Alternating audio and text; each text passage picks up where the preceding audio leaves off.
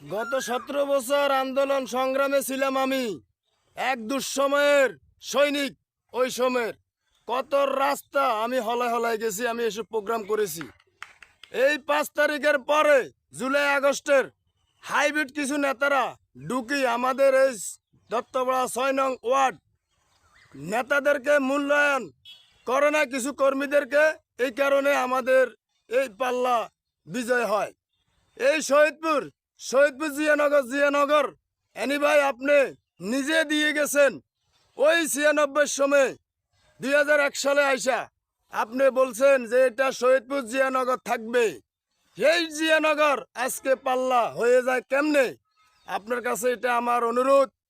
আমি অনেক সিএনজি চালক, আমি এই সিএনজি লই চলে যেতাম, আমাদের কর্মীদেরকে টাকাও নি নাই।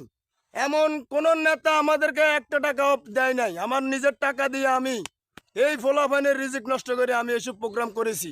ইনশাল্লাহ গুল্লি খাইলেও বিএমপি এবং শহীদ জিয়াউর রহমানের আদর্শ আমাদের এই বুকে আছে, ইনশাল্লাহ থাকবে। শহীদপুর জিয়ানগর থাকবে। এসব গুডিবাজি বার করেন। এনি ভাই আপনাদেরকে বলছি, আমি তারপরও দানিশ শীষকে ভালোবাসি, শহীদ জিয়াউর রহমানকে ভালোবাসি, তারেক জিয়াকে ভালোবাসি, চৌধুরীকেও আমি ভালোবাসি। এই লক্ষ্মীপুর মাটি আপনার চৌধুরী ভাই খাঁটি, এটা থাকবে আজীবন ইনশাল্লাহ, এটাই কামনা করি।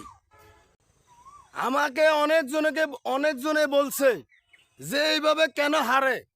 আমাদের এক একটা ফ্যামিলির বিএমপির সৈনিক, একজন যদি বিএমপি করে 5 জন আছে ভোট দেন না, কেন হেরে যায় এই তত্ত্ব আমি চাই।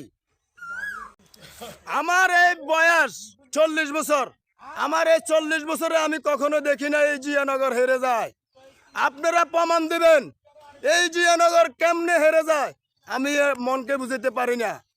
এই জিয়ানগর সবসময় জিয়ানগরে থাকবে ইনশাল্লাহ, এটা আমার আত্মবিশ্বাস। যার টাকা নাই তার মূল্য নাই। যাদের টাকা আছে, বড় বড় নেতারা আসি উড়াবে জুড়ে বসে, তাদের দাম। তারা আমাদেরকে মূল্যায়ন করে না।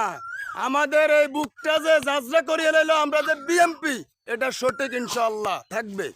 ধন্যবাদ। আসসালামু আলাইকুম।